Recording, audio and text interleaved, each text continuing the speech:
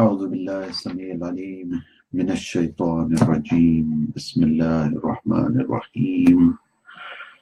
بسم الله الرحمن الرحيم.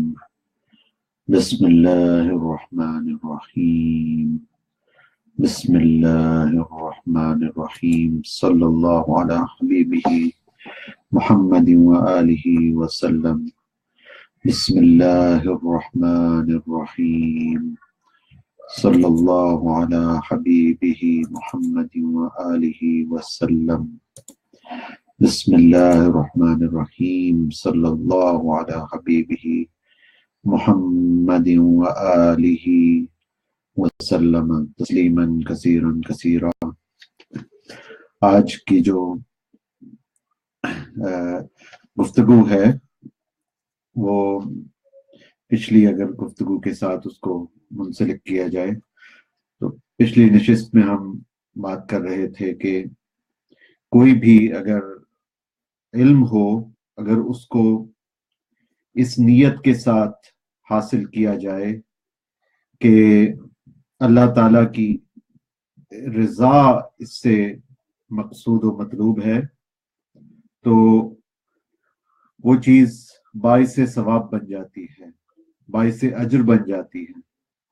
اور اگر نیت صرف شہرت کی ہو یا صرف اپنا علم دوسروں تک پہنچانے کی ہو تو پھر اس سے وہ ثواب نہیں ملے گا. فائدہ شاید کچھ ہو جائے لیکن وہ فائدہ نہیں ہوگا.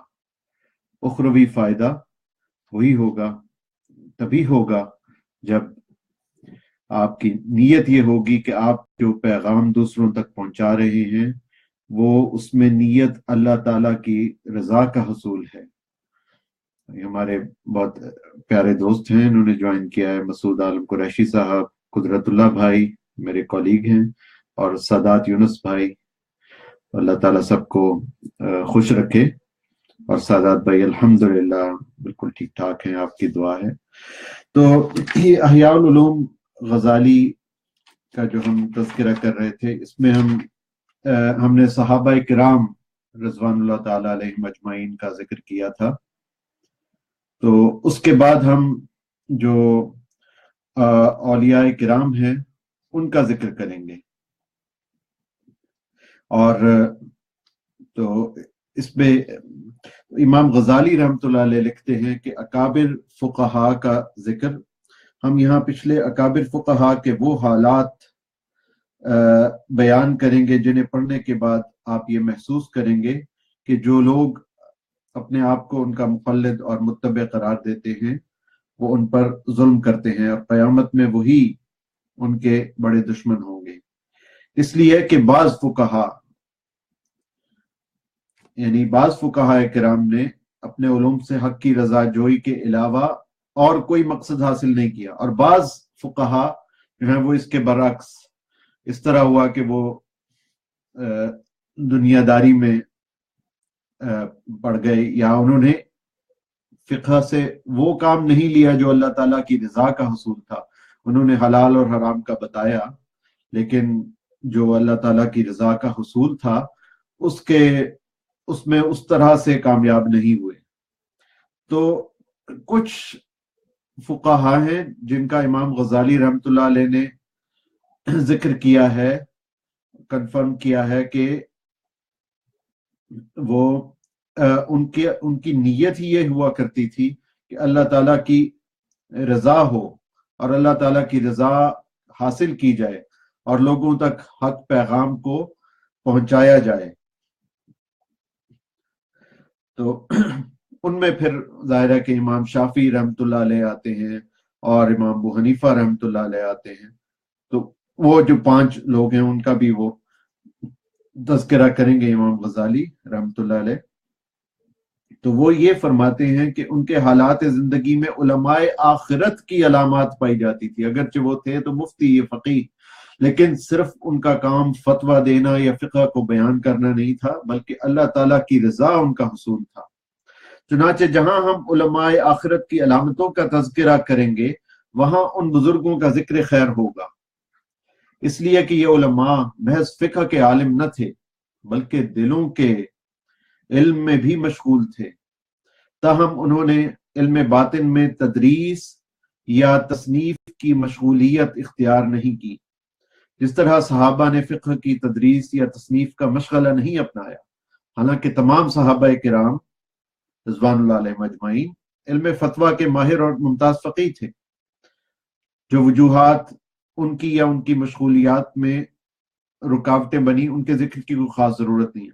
آگے اب امام صاحب فرماتے ہیں کہ اب ہم فقہائے اسلام کے حالات بیان کرتے ہیں، اس سے یہ بات واضح ہو جائے گی کہ ہم نے گزشتہ صفحے میں جو کچھ لکھا ہے وہ ان سلف صالحین کے متعلق نہیں ہے، بلکہ ہم نے صرف ان لوگوں پر تنقید کی تھی جو اکابر فقہا کی اتباع کا دم بھرتے ہیں اور ان کے مذاہب کی طرف اپنی نسبت کرتے ہیں، حالانکہ وہ عمل میں ان کے مخالف ہیں۔ یعنی اس سے پچھلا جو ان سا چیپٹر تھا اس میں امام غزالی رحمۃ اللہ علیہ نے بعض اس وقت کے مفتیان کرام اور فقہائے کرام کے اوپر ایک کنسٹرکٹیو کرٹیسزم کیا تھا، ایک تنقید کی تھی کہ ان کو اللہ تعالیٰ کی رضا کے لیے کام کرنا چاہیے، اور کسی کا نام نہیں لیا انہوں نے۔ اب یہاں پہ جب تعریف کی باری آئی ہے تو وہاں پہ کھلا کے امام صاحب تعریف کریں گے کہ جن فقہا نے اپنے آپ کو اللہ تعالیٰ کی رضا کے لیے وقف کر دیا تو ان کا کیا مقام تھا، اور ان کی وہ تعریف کریں گے۔ وہ فرماتے ہیں کہ یہ 5 فقہا تھے، ایک امام شافعی رحمۃ اللہ علیہ، امام مالک رحمۃ اللہ علیہ، امام احمد بن حنبل رحمۃ اللہ علیہ، امام ابو حنیفہ رحمۃ اللہ علیہ، اور امام سفیان الثوری رحمۃ اللہ علیہ۔ تو 4 تو وہی فقہ کے امام ہو گئے جو ہمارے اہل سنت کے ہیں، جن کو اللہ تعالیٰ نے وہ مرتبہ عطا فرمایا کہ وہ اہل سنت والجماعت کے 4 امام بن گئے اور قیامت تک ان کے فالوورز ہوں گے۔ اس کی وجہ یہ نہیں تھی کہ انہوں نے صرف فقہ کو بہت ڈیپلی ڈسکرائب کیا یا کیا، اصل وجہ ان کی نیت تھی، اور ان کی وجہ کوئی ایسا بھی نہیں تھا، ایسی نیت نہیں تھی کہ جی مجھے شہرت ملے گی یا دنیا میرے گن گائے گی۔ ان کی نیت تھی کہ لوگ اللہ تعالیٰ کی رضا کے حصول کے لیے مشغول ہو جائیں۔ تو اس نیت کے ساتھ جب انہوں نے یہ کام کیا تو اللہ تعالیٰ نے ان 4 کے 4 کو تا قیامت اہل سنت کا امام بنا دیا۔ اور ایک 5ویں امام سفیان الثوری رحمۃ اللہ علیہ، ان کا بھی بہت مرتبہ ہے، اور وہ صوفیاء میں اور سلفی حضرات میں یکساں مقبول ہیں۔ سلفی حضرات میں ان کی جو شہرت ہے کہ وہ ایک بہت بڑے فقیہ تھے، بہت بڑے عالم تھے، اور صوفیہ میں ان کی وجہ شہرت یہ ہے کہ وہ ایک بہت اللہ تعالیٰ سے ڈرنے والے اور عابد و زاہد شخص تھے۔ امام صاحب آگے فرماتے ہیں کہ ان میں سے ہر ایک عابد و زاہد، علوم آخرت کا ماہر، مخلوق کی دنیاوی مصلحتوں کا رمز شناس، اور اپنے علوم سے حق کی رضا کا طالب تھا۔ یہ 5 خصوصیات ہیں جو فقہائے کرام میں موجود تھی۔ تو کیا 5 خصوصیات تھی ان میں؟ ایک تو عابد و زاہد تھے، عبادت کرتے تھے، زہد اور تقوی کی راہ انہوں نے اختیار کی تھی۔ دوسرا، علوم آخرت کے ماہر تھے، یعنی آخرت کی بات کرتے تھے۔ دنیا سے زیادہ ان کو یہ ہوتا تھا کہ اگر میں نے کوئی فتویٰ دیا، کوئی مسئلہ بیان کیا تو اس سے لوگوں کی آخرت کہیں برباد تو نہیں ہو جائے گی، اور آخرت میں اس کا کیا ایفیکٹ ہوگا۔ دنیا میں تو ایک چیز جائز ہوگی، آخرت میں اس کا کیا امپیکٹ ہوگا لوگوں پہ، اس کا کیا اثر ہوگا۔ پھر مخلوق کی دنیاوی مصلحتوں کے رمز شناس تھے، یعنی وہ دیکھتے تھے کہ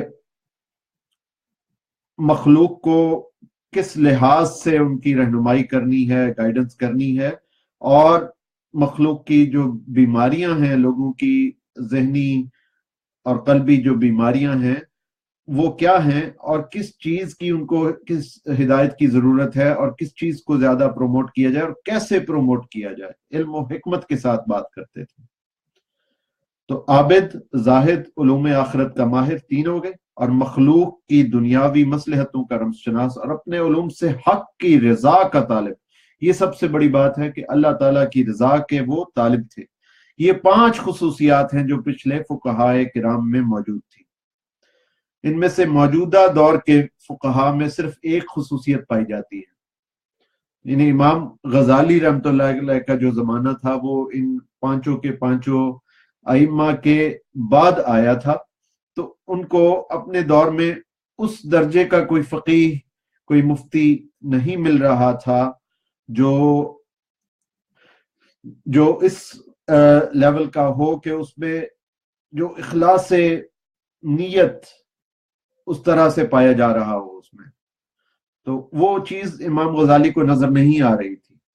لیکن وہ اور یہ کہتے ہیں کہ ان چاروں یا ان پانچوں ائمہ میں یہ پانچوں کی پانچوں خصوصیات ہوتی تھی۔ تو فرماتے ہیں کہ باقی 4 خصوصیات تو ان کو ایک ہی خصوصیت نظر آتی تھی لوگوں میں جو ان کے زمانے کا ائمہ تھے، یعنی فقہی فروعات کا بہترین علم، فقہی فروعات، فقہی اختلافات، فروعی مسائل، اس کا سب اس زمانے کے مفتیان کرام کے پاس علم تھا، لیکن خدا خوفی میں وہ اس سطح تک نہیں پہنچے تھے جس سطح تک امام غزالی رحمۃ اللہ علیہ اور یعنی امام ابو حنیفہ رحمۃ اللہ علیہ، امام شافعی، امام احمد بن حنبل، امام مالک اور امام سفیان ثوری رحمۃ اللہ علیہ جس لیول پہ تھے، کیونکہ باقی کی 4 خصوصیات علوم آخرت سے تعلق رکھتی ہیں، اس لیے ان کی ضرورت ہی نہیں سمجھی جاتی۔ وہ آج کے فقہا کو یہ سمجھانا چاہتے ہیں کہ یہ اپنے اندر یہ خدا خوفی کو پیدا کیا جائے، اور جب بھی فتویٰ دیں تو اس سے آخرت کی فلاح کا ارادہ کیا جائے، مگر یہ لوگ دنیا کی طرف زیادہ میلان رکھتے ہیں۔ محض اس ایک خصوصیت کے سبب وہ اکابر فقہا کے ساتھ اپنی مشابہت کا دعویٰ کرتے ہیں۔ تو بھلا آگے مثال دی ہے امام غزالی رحمۃ اللہ علیہ نے کہ بھلا لوہار ملائکہ کے مشابہ کیسے ہو سکتا ہے۔ اب ہم ان ائمہ کے وہ حالات بیان کرتے ہیں جس سے ان چاروں خصوصیات کا علم ہو۔ جہاں تک فقہ میں مہارت کا تعلق ہے تو وہ تو ظاہری ہے۔ اب وہ بتاتے ہیں کہ امام شافعی رحمۃ اللہ علیہ صرف ایک فقیہ یا ایک صرف مفتی نہیں تھے، بلکہ آپ نے آپ کے جو کنٹریبیوشنز ہیں اور جو آپ نے علم، زہد اور جو باطنی علم، اللہ تعالیٰ تک پہنچنے کا جو علم آپ کو عطا ہوا وہ کس طرح سے عطا ہوا، اور آپ نے زہد اور تقوی میں آپ کی کیا محنت تھی۔ تو آج کے نشست میں ہم امام شافعی رحمۃ اللہ علیہ کے بارے میں ڈسکس کریں گے، اور باقی جو 4 ائمہ ہیں ان کے بارے میں انشاءاللہ بعد میں بات ہوگی۔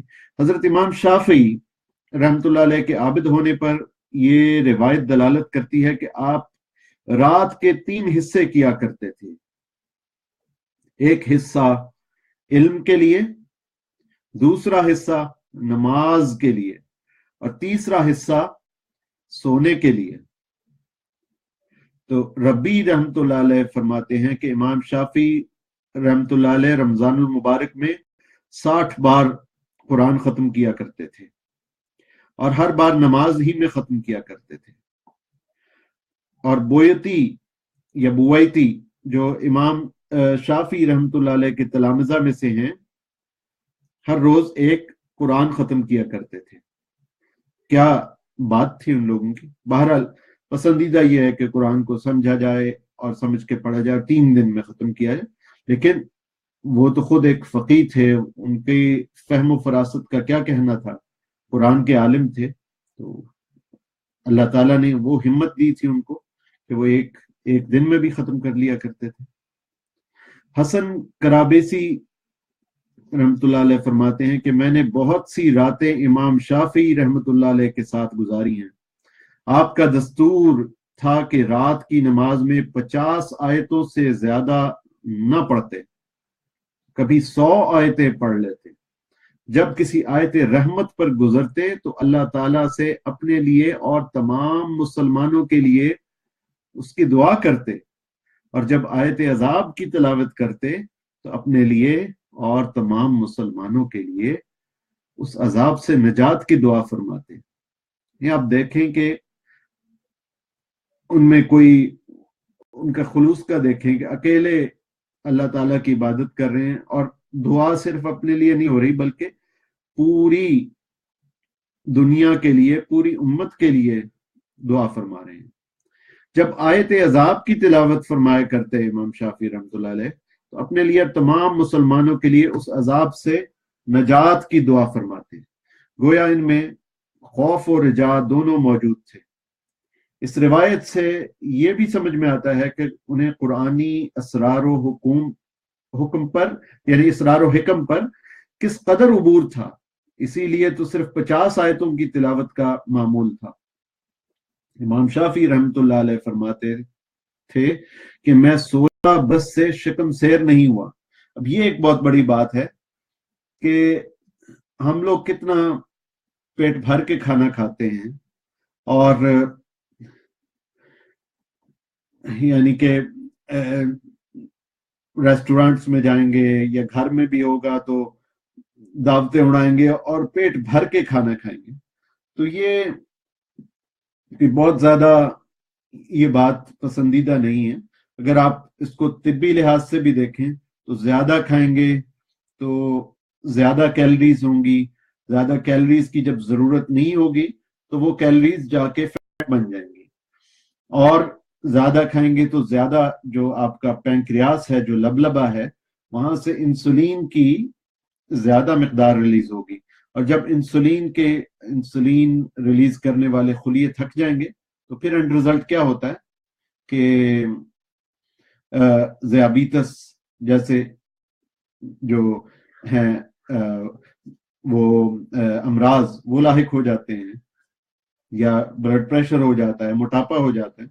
تو امام شافعی رحمۃ اللہ علیہ کا یہ اعجاز تھا کہ 16 برس سے شکم سیر نہیں ہوئے، اس لیے کہ پیٹ بھر کر کھانے سے جسم بھاری ہو جاتا ہے اور قلب میں سختی پیدا ہو جاتی ہے، عقل کمزور ہو جاتی ہے، نیند زیادہ آتی ہے، عبادت میں کمی واقع ہوتی ہے۔ ملاحظہ کیجئے کہ اس حکیمانہ ارشاد میں شکم سیری کے نقصانات کس طرح بیان کیے ہیں۔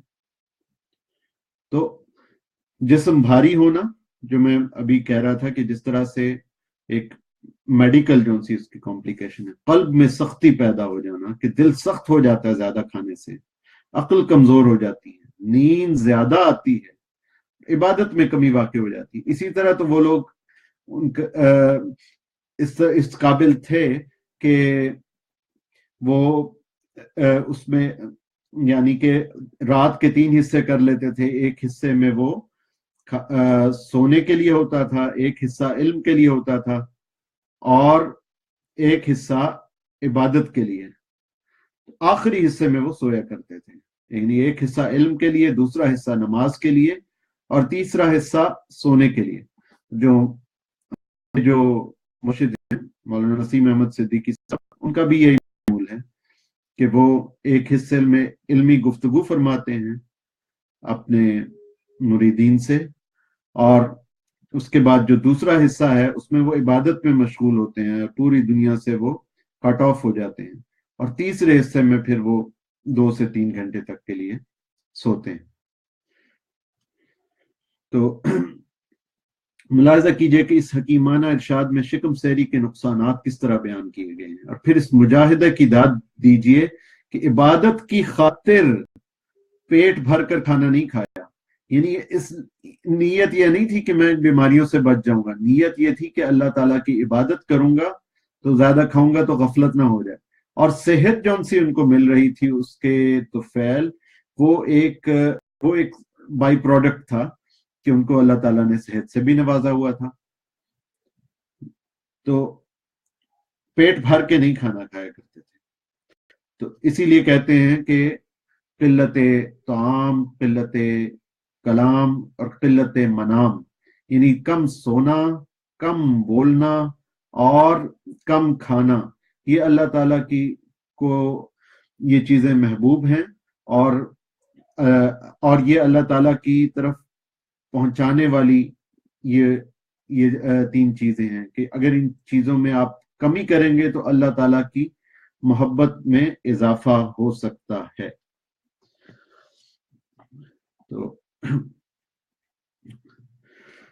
تو آپ یہ بھی ارشاد فرماتے تھے کہ میں نے کبھی سچی یا جھوٹی قسم نہیں کھائی۔ خیال فرمائیے کہ امام شافعی رحمۃ اللہ علیہ کس قدر اللہ تعالیٰ کی تعظیم کرتے تھے اور جلال خداوندی کا انہیں کس قدر علم تھا۔ وہ سچی بھی قسم نہیں کھاتے تھے، جھوٹی بھی نہیں کھاتے تھے۔ ہم لوگ کیا بات بات پر واللہ واللہ یا اللہ کی قسم اللہ کی قسم اس طرح کہنا شروع ہو جاتے ہیں۔ تو اللہ تعالیٰ کے نام کی پاسداری کرنی چاہیے، احترام کرنا چاہیے، اور بات بات پہ قسم نہیں کھانی چاہیے۔ پھر جلال خداوندی کا انہیں کس قدر علم تھا کہ آپ سے کسی نے کوئی مسئلہ پوچھا، آپ خاموش رہے۔ سائل نے عرض کیا آپ پر اللہ تعالیٰ کی رحمت ہو، آپ نے میرے سوال کا جواب نہیں دیا۔ فرمایا جب تک یہ معلوم نہ ہو کہ خاموش رہنے میں میری بہتری ہے یا جواب دینے میں، اس وقت تک جواب نہیں دوں گا۔ اب یہ بھی دیکھیے کہ آپ کہ اللہ والوں کی جو ہے وہ ایک ایک چیز میں دیکھتے ہیں، سوچ سمجھ کے بولتے ہیں، بلا وجہ نہیں بولتے۔ وہ دیکھتے ہیں میرے لیے بولنا میری اپنی آخرت کے لیے، اور جو مخاطب ہے جس سے وہ خطاب کیا جا رہا ہے اس کی آخرت کے لیے بہتر ہے تو میں بولوں گا، ورنہ میں خاموش رہوں گا۔ اگر بہتر ہوگا تو میں بولوں گا، جواب دینے میں اگر بہتری ہوگی تو میں بولوں گا۔ یعنی غور کیجئے کہ آپ اپنی زبان کی کس درجہ حفاظت فرماتے تھے، حالانکہ فقہا کے تمام اعضاء میں زبان ہی ایک ایسی چیز ہے جو سب سے زیادہ بے قابو رہتی ہے۔ تو لیکن وہ ان فقہا کی جو حفاظت تھی زبان کی، وہ کس قدر قابل تقلید تھی۔ اور اس روایت سے یہ بھی پتہ چلتا ہے کہ آپ کا خاموش رہنا یا بولنا فضیلت اور ثواب حاصل کرنے کی غرض سے تھا۔ اس کے بعد جی امام نہیں بلکہ شیخ احمد بن یحییٰ ابن وزیر رحمۃ اللہ علیہ کہتے ہیں کہ ایک روز امام شافعی رحمۃ اللہ علیہ قندیلوں کے بازار سے گزرے، یعنی موم بتیوں کے جو بازار ہوتا ہے وہاں سے گزرے۔ ہم آپ کے پیچھے پیچھے چل رہے تھے، ہم نے دیکھا کہ ایک شخص کسی عالم سے الجھ رہا ہے۔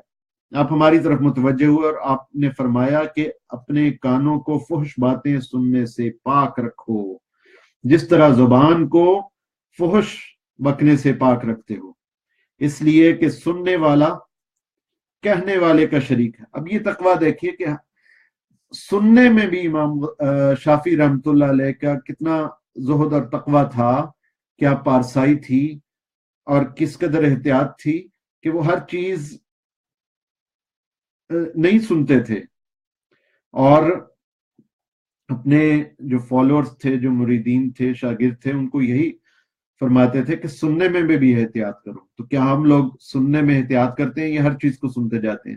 ہم لوگ کیا غیبت اس طرح سے سنتے جاتے ہیں، غیبت کرتے بھی ہیں، غیبت سنتے بھی ہیں، پھر اسی طرح جو فحش قسم کے نغمات ہیں وہ اللہ معاف کرے ہم لوگ سن جاتے ہیں کبھی کبھی غلطی سے۔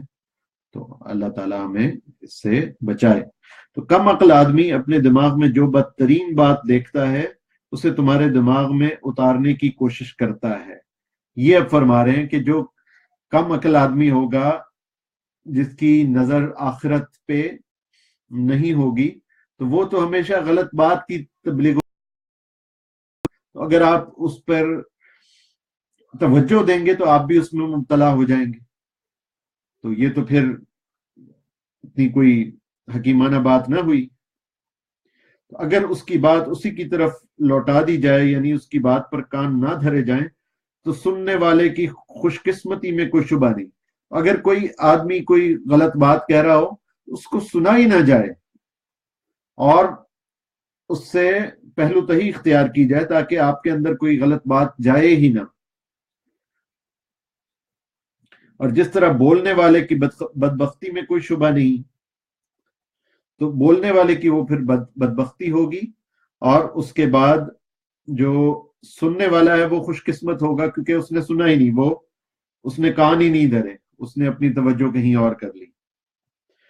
امام شافعی رحمۃ اللہ علیہ فرماتے ہیں کہ ایک دانشور نے دوسرے دانشور کو خط لکھا کہ اللہ تعالیٰ نے تجھے علم عطا کیا ہے، تو اپنے علم کو گناہوں کی تاریکی سے سیاہ مت کر، ورنہ جس روز اہل علم اپنے علم کی روشنی میں آگے بڑھیں گے تو تاریکیوں کا حصہ بن جائے گا۔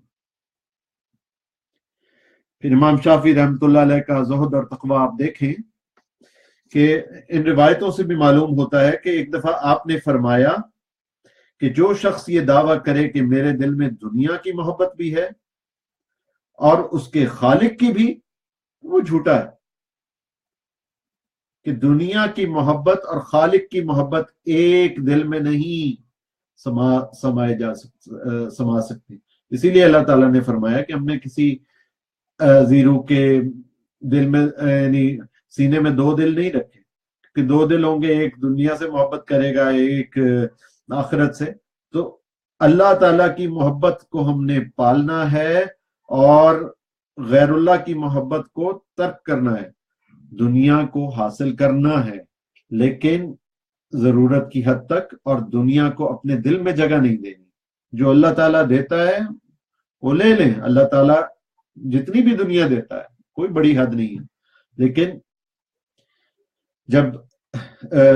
جب آپ نے یہ دنیا کی محبت میں نہیں پڑنا، محبت اللہ تعالیٰ سے ہوگی، آخرت سے ہوگی، اخروی زندگی سے ہوگی، تو دنیا ایک بائی پروڈکٹ کے طور پر آپ کو خود بخود حاصل ہو جائے گی۔ تو اس لیے مخلوق کی یعنی دنیا تو مخلوق ہے، تو مخلوق کی جستجو نہ کی جائے بلکہ خالق کی جستجو میں وقت صرف کیا جائے۔ اس کے بعد امام شافعی کا زہد ان روایتوں سے معلوم ہوتا ہے۔ ایک دفعہ آپ نے فرمایا کہ جو شخص یہ دعویٰ کر رہا ہے کہ میرے دل میں دنیا کی محبت بھی ہے اور اس کی خالق کی بھی، وہ جھوٹا ہے۔ حمیدی رحمۃ اللہ علیہ فرماتے ہیں کہ ایک مرتبہ آپ یمن تشریف لے گئے اور وہاں سے 10,000 درہم لے کر مکہ مکرمہ تشریف لائے۔ شہر سے باہر ایک گاؤں میں آپ کے لیے خیمہ نصب کر دیا گیا، لوگ آپ سے ملاقات کے لیے آتے رہے۔ آپ نے جب تک وہ سب دراہم لوگوں میں تقسیم نہیں کر دیے اس وقت تک اسی خیمے میں تشریف فرما رہے تھے۔ اب یہ دیکھیے کہ اللہ تعالیٰ والوں میں سخاوت کس درجے کی ہوتی ہے کہ وہ سارے جو مال و متاع ہے وہ لوگوں میں تقسیم در تقسیم کرتے جاتے ہیں، اور بہت سخی ہوتے ہیں، اپنے لیے کچھ بھی نہیں رکھا انہوں نے، اور اس سے اللہ تعالیٰ خوش ہوتا ہے، اور پھر اللہ تعالیٰ اس سے کئی گنا بڑھا کے 10 گنا بڑھا کے تو اسی دنیا میں دیتا ہے، اور 70 گنا بڑھا کے تو آخرت میں دیتا ہے۔ اور اگر انسان کی نیت میں جتنا خلوص ہو اس سے اتنا ہی زیادہ وہ اللہ تعالیٰ اس کو آخرت میں بڑھا کر دے گا۔ تو یہ امام شافعی رحمۃ اللہ علیہ کی ہم نے دیکھی کہ سخاوت کیسی تھی۔ آپ نے جب تک وہ درہم لوگوں میں تقسیم نہیں کر دیے اس وقت تک کسی خیمے میں تشریف فرما رہے ہیں۔ ایک روز آپ حمام سے باہر آئے تو مالک حمام کو بہت مال سے نواز دیا۔ ایک دفعہ آپ کے ہاتھ سے کوڑا زمین پر گر پڑا، کسی شخص نے اٹھا کر آپ کو دے دیا، اس کے بدلے میں آپ نے اسے 50 اشرفیاں عنایت فرمائیں۔ آپ کی سخاوت، دریا دلی اور فیاضی بہت مشہور ہے، اور زہد کی اصل سخاوت ہے۔ جو شخص کسی چیز سے محبت رکھتا ہے اسے خود سے جدا نہیں کرتا۔ صرف وہی انسان مال و متاع دوسروں کو دے سکتا ہے جس کی نگاہوں میں دنیا کی کوئی وقت نہ ہو، اور زہد کے یہی معنی ہیں۔ ہم نے زہد کے معنی کیا ہوئے؟ یعنی عبادت کے معنی تو ہوئے کہ اللہ تعالیٰ کی بندگی کرنا، اللہ تعالیٰ کی اطاعت کرنا، اللہ تعالیٰ کی عبادات میں مشغول ہو جانا، اور زہد کا مطلب یہ ہوگا کہ دنیا کی جو محبت ہے اس کو دل سے نکال پھینکنا، نکال دینا۔ تو یہ دوسری ایک خصوصیت ہوتی ہے۔ اس کے بعد آپ کے زہد اور خوف خدا اور آخرت کے ساتھ اشتغال پر یہ واقعات بھی دلالت کرتے ہیں کہ ایک مرتبہ حضرت سفیان ابن عینیہ رحمت اللہ علیہ نے رقت قلب کے بارے میں کوئی روایت بیان کی، اسے سن کر آپ بے ہوش ہو گئے۔ لوگ سفیان سے کہنے لگے کہ شاید وفات پا گئے۔ سفیان نے کہا اگر یہ وفات پا گئے تو ان کی یہ موت حد درجے قابل رشک ہے۔ عبداللہ بن محمد بلوی رحمۃ اللہ علیہ فرماتے ہیں کہ عمر بن بنانا عابدوں اور زاہدوں کا ذکر کر رہے تھے کہ عمر نے مجھ سے کہا کہ میں نے محمد بن ادریس الشافعی سے زیادہ فصیح اور متقی کسی دوسرے شخص کو نہیں دیکھا۔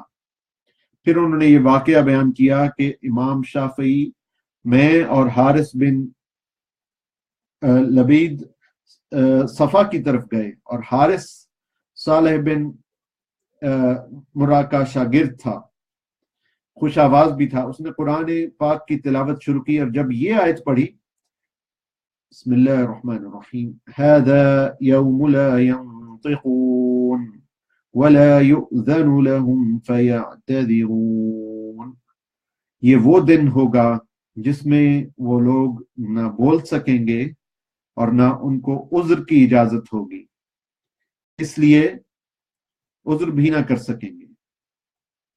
تو میں نے امام شافعی رحمۃ اللہ علیہ کی طرف دیکھا، ان کے چہرے کا رنگ بدل گیا، جسم کے رونگٹے کھڑے ہو گئے، زور سے تڑپے اور بے ہوش ہو گئے۔ جب ہوش میں آئے تو یہ الفاظ کہہ رہے تھے، یا اللہ میں تیری پناہ مانگتا ہوں جھوٹوں کے ٹھکانے سے، غافلوں کے انکار اور اعراض سے۔ یا اللہ تیرے ہی لیے عارفوں کے قلوب اور شوق ملاقات رکھنے والوں کی گردنیں جھکتی ہیں۔ یا اللہ مجھے اپنے جود و سخا کی دولت نصیب فرما، مجھے اپنی ردائے کرم میں یعنی اپنے کرم کی چادر میں ڈھانپ لے، اور اپنی عظمت کے طفیل میرے گناہوں سے درگزر فرما۔ عبداللہ فرماتے ہیں کہ میں ایک روز نہر کے کنارے نماز کے لیے وضو کر رہا تھا کہ ایک صاحب میرے قریب سے گزرے اور فرمانے لگے کہ بیٹے وضو اچھی طرح سے کرنا، دنیا اور آخرت میں اللہ تعالیٰ بھی تمہارے ساتھ اچھی طرح سے پیش آئے گا۔ یعنی یہ ایک اور نقطہ ہے کہ جب بھی کوئی کام ہم جیسا سلوک چاہتے ہیں کہ اللہ تعالیٰ ہم سے کرے، ہمیں ویسا ہی سلوک اپنے ساتھ اور دنیا والوں کے ساتھ اور اللہ تعالیٰ کی مخلوق کے ساتھ کرنا چاہیے، اور اللہ تعالیٰ کے ساتھ ویسا ہی برتاؤ کرنا چاہیے۔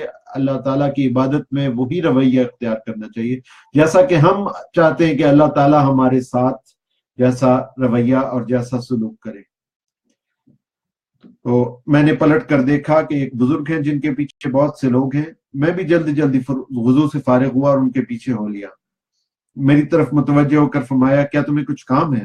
میں نے عرض کیا کہ جی ہاں، میں چاہتا ہوں کہ اللہ تعالیٰ نے جو علم آپ کو عطا کیا ہے اس میں سے مجھے بھی کچھ سکھلا دیجیے۔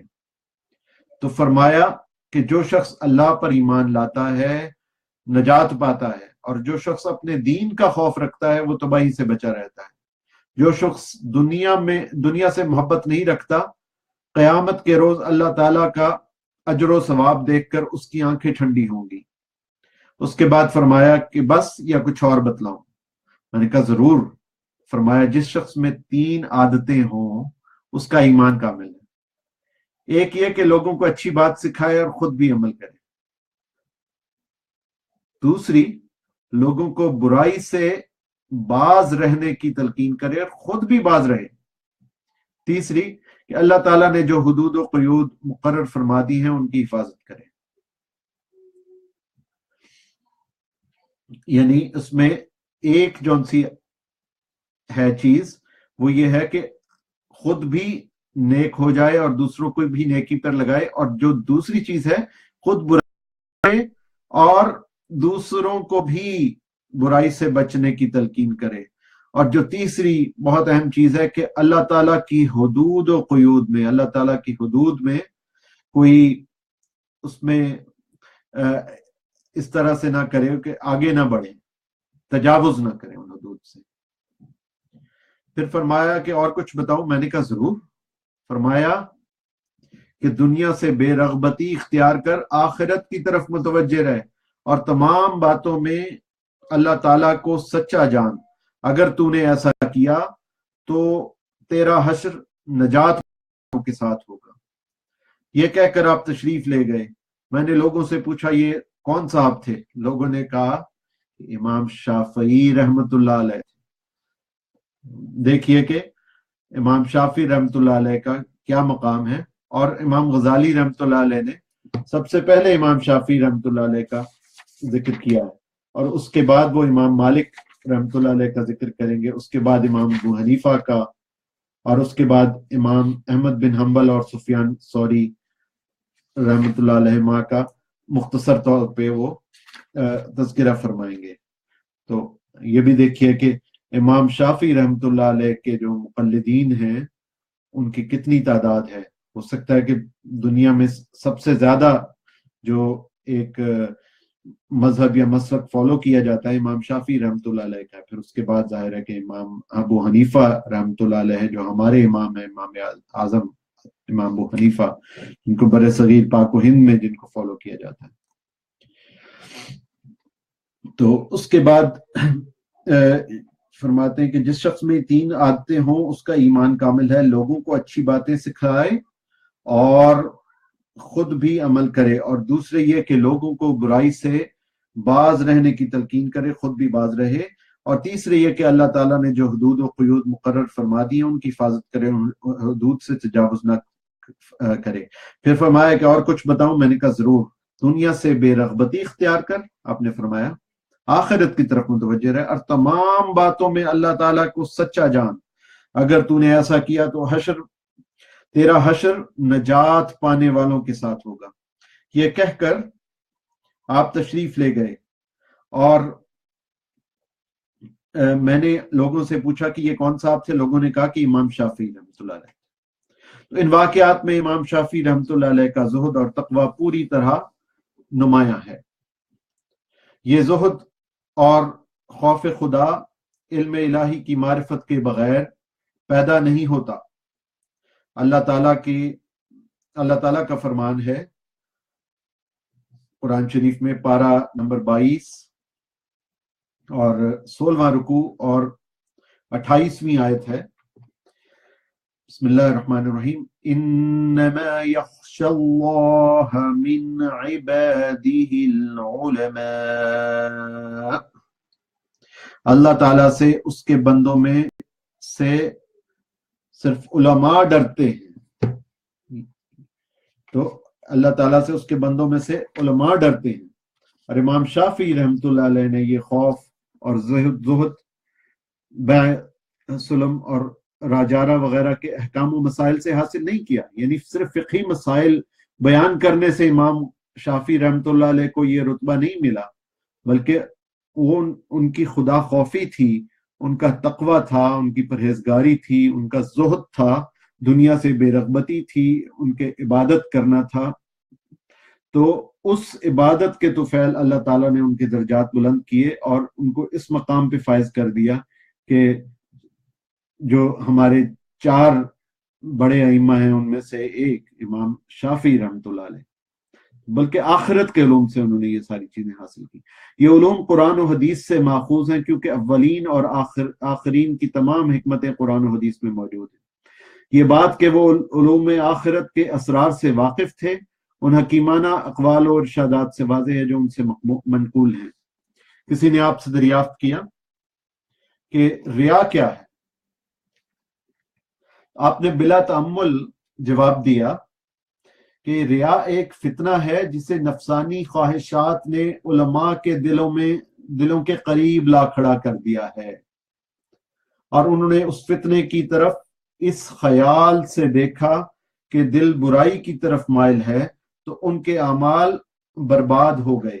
ایک مرتبہ ارشاد فرمایا کہ اگر تمہیں اپنے عمل میں عجب کا یعنی سیلف لائک کا، ایک نارسسزم جس کو کہتے ہیں کہ اپنے خود پسندی کا اندیشہ ہو، یہ سوچو کہ تم اس عمل سے کس کی رضا کے طالب ہو کس طرح کا اجر چاہتے ہو، کس عذاب سے خائف ہو، کس نجات کی تمنا کرتے ہو، کون سی مصیبت کو یاد کرتے ہو۔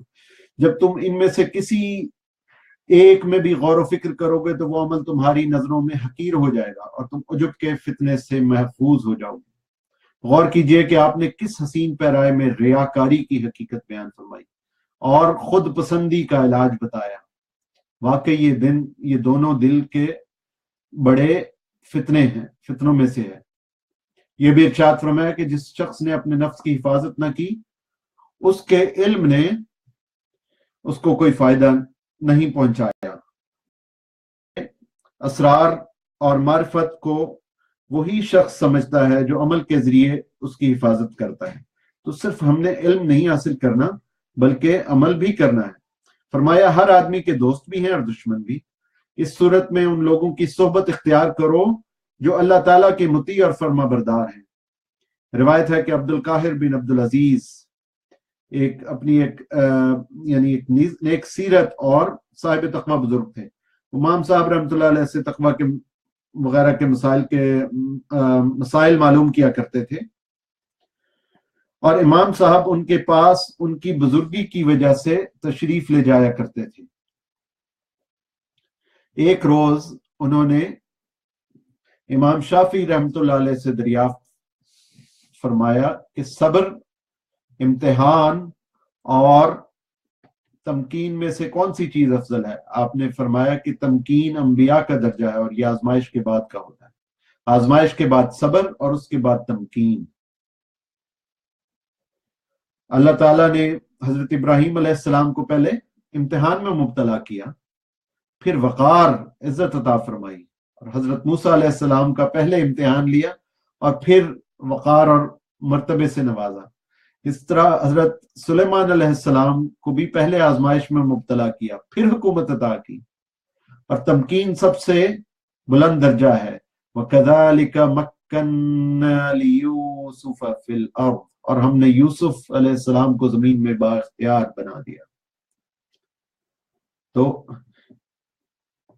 یعنی کہ وقار اور عزت سب سے پہلے آزمائش ہوتی ہے، آزمائش کے بعد اللہ تعالیٰ عزت اور وقار عطا فرماتے ہیں، کوئی مرتبہ عطا فرماتے ہیں، اور اس کے بعد دنیا عطا کر دیتے ہیں، جو کہ انسان چاہتا ہی نہیں ہے کہ اس کو دنیا ملے۔ انسان تو آخرت چاہ رہا ہوتا ہے، لیکن اس کو دنیا in the end is a by product مل جاتی ہے۔ اس لیے دنیا کی فکر نہیں کرنی، ہم نے آخرت کو بنانا ہے اور دنیا خود ہمارے قدموں میں چل کے آئے گی۔ دنیا کی فکر اتنی کریں جتنی ہمیں ضرورت ہے، اس سے زیادہ نہیں کرنی۔ آخرت کو ترجیح دینی ہے اور دنیا کو حسب ضرورت اختیار کرنا ہے، لیکن دنیا کی محبت کو دل میں نہیں پالنا۔ اسی طرح حضرت ایوب علیہ السلام کو بھی بڑی آزمائش کے بعد تمکین عطا فرمائی، یعنی دنیا ملی حضرت ایوب علیہ السلام کو۔ آپ دیکھیں وَآتَيْنَاهُ أَهْلَهُ وَمِثْلَهُمْ مَعَهُمْ رَحْمَةً مِّنْ عِنْدِنَا وَذِكْرَىٰ لِلْعَابِدِينَ، اور ہم نے ان کا کنبہ عطا فرمایا اور ان کے ساتھ ان کے برابر اور بھی اپنی رحمت خاصہ کے سبب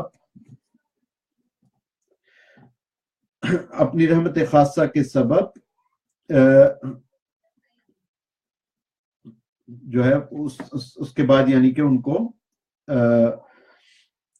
وقار عطا فرمایا گیا اور اس کے بعد ان کو تمکین دے دی گئی، دنیا دے دی گئی۔ تو اپنی رحمت خاصہ کے سبب سے اور عبادت کرنے والوں کے لیے یادگار رہنے کے سبب سے۔ تو آیت کا پھر دوبارہ سے ترجمہ کرتے ہیں کہ ہم نے ان کو ان کا کنبہ عطا فرمایا اور ان کے ساتھ ان کے برابر اور بھی اپنی رحمت خاصہ کے سبب سے اور عبادت کرنے والوں کے لیے یادگار رہنے کے سبب سے۔ اس کے بعد امام شافعی رحمۃ اللہ علیہ کے اس جواب سے پتہ چلتا ہے کہ انہیں قرآنی اسرار و حکم پر زبردست عبور تھا، اور جو لوگ انبیاء اور اولیاء اللہ کے راستے کے مسافر ہیں ان کے مقام سے انہیں پوری واقفیت حاصل تھی۔ یہ سب باتیں آخرت کے علوم سے تعلق رکھتی ہیں۔ اور کسی نے آپ سے سوال کیا کہ آدمی عالم کب ہوتا ہے؟ فرمایا اس وقت جب وہ اس علم میں محقق ہو جائے جو وہ جانتا ہے اور پھر دوسرے علوم کے لیے کوشاں ہو، اور جو بات وہ نہیں جانتا اس میں غور و فکر کرتا ہو۔ چنانچہ حکیم جالینوس سے کسی نے پوچھا کہ تم ایک مرض کے لیے بہت سی مرکب دوائیں تجویز کرتے، اس کی کیا وجہ ہے؟ تو حکیم صاحب نے جواب دیا کہ اصل دوا تو ایک ہی ہے، دوسری دوائیں اس لیے لکھی جاتی ہیں کہ اس کی تیزی کم ہو جائے، اس لیے کہ بعض مفرد دوائیں زہر قاتل ہیں۔ اور اسی طرح کی بہت سی روایات سے ثابت ہوتا ہے کہ امام شافعی رحمۃ اللہ علیہ علوم آخرت میں سب سے زیادہ ادراک رکھتے تھے، درک رکھتے تھے۔ جہاں تک فقہ سے آپ کی دلچسپی اور فقہی مباحث میں آپ کی مشغولیت کا تعلق ہے تو وہ بھی اللہ تعالیٰ کی رضا حاصل کرنے کے لیے تھا، یعنی وہ فقہ کے عالم بھی تھے لیکن فقہ سے پہلے وہ زہد اور تقوی کے عالم تھے، اور جو ان کا فقہ کا علم تھا اس میں بھی نیت یہی تھی کہ اللہ تعالیٰ کی رضا کو حاصل کیا جائے۔ ایک مرتبہ ارشاد فرمایا کہ میں چاہتا ہوں کہ لوگ میرے علم سے مستفید ہوں مگر اس کی نسبت میری طرف نہ ہو۔ اس سے پتہ چلتا ہے کہ آپ اس علم کو ناموری اور شہرت کا ذریعہ قرار دینا نہیں چاہتے تھے، لیکن آپ دیکھیں کہ امام شافعی رحمۃ اللہ علیہ کو اللہ تعالیٰ نے کیسی شہرت عطا فرمائی کہ اہل سنت کے 4 اماموں میں سے ایک امام بن گئے، کیونکہ ان کی نیت خاص تھی اور قیامت تک کے لیے اللہ تعالیٰ نے ان کا مقام اور ان کا نام بلند فرما دیا۔ ایک موقع پہ یہ فرماتے تھے کہ میں نے کبھی کسی سے مناظرہ کرتے ہوئے یہ خواہش نہیں کی کہ فریق مخالف غلطی کرے۔ میں جب کسی سے گفتگو یا بحث کرتا ہوں تو مجھے اس کی پرواہ نہیں ہوتی کہ حق میری زبان سے نکلتا ہے یا اس کی زبان سے، یعنی وہ چاہتے تھے کہ حق کی تلاش میں نکلتے تھے اگر کسی سے بحث کر رہے بھی ہوتے تھے، اور اگر کوئی اگلا بندہ حق کی بات کر رہا ہے تو ظاہر ہے اس کی وہ توثیق کرتے تھے، وہ فرماتے تھے کہ ہاں بالکل ٹھیک ہے۔ جب دلائل کے ساتھ حق بات واضح کرتا ہوں اور وہ قبول کر لیتا ہے تو میں اس کا احترام کرتا ہوں، اس کی محبت اور عقیدت میرے دل میں پیدا ہو جاتی ہے۔ اور جو شخص اتمام حجت کے بعد بھی وہ حق بات تسلیم نہ کرے وہ میری نظروں سے گر جاتا ہے اور میں اس سے ملنا ترک کر دیتا ہوں۔ اس تفصیل سے بخوبی اندازہ لگایا جا سکتا ہے کہ آج کل لوگ آپ کا اتباع 5 چیزوں میں سے صرف ایک میں کرتے ہیں اور اس میں بھی مکمل اتباع نہیں، یعنی ہم لوگ امام شافعی رحمۃ اللہ علیہ کو ایک فقیہ کے طور پہ تو جانتے ہیں کہ وہ مفتی تھے، وہ فتویٰ بیان کرتے تھے، وہ مسائل کا حل بیان کرتے تھے، لیکن جو ان کی خدا خوفی تھی، جو ان کا زہد تھا، جو ان کا تقویٰ تھا، جو ان کی عبادات تھی، اس کی طرف ہماری نظر نہیں جاتی۔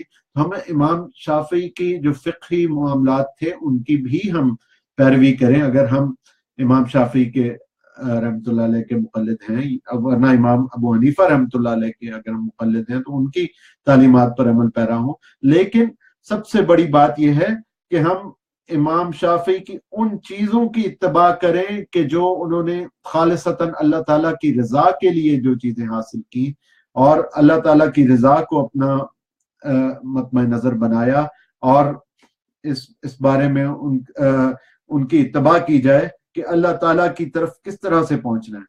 امام شافعی رحمۃ اللہ علیہ کے فضائل و مناقب بے شمار ہیں۔ ابو ثور رحمۃ اللہ علیہ فرماتے ہیں کہ نہ میں نے اور نہ کسی دوسرے نے امام شافعی رحمۃ اللہ علیہ جیسا شخص دیکھا۔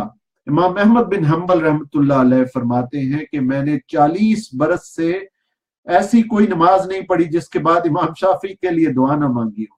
اب یہ اب دیکھیں کہ یعنی امام احمد بن حنبل رحمۃ اللہ علیہ خود کتنے بڑے فقیہ تھے، لیکن امام شافعی ان سے پہلے آئے تھے تو ہمیشہ امام شافعی رحمۃ اللہ علیہ کے لیے دعا فرمایا کرتے تھے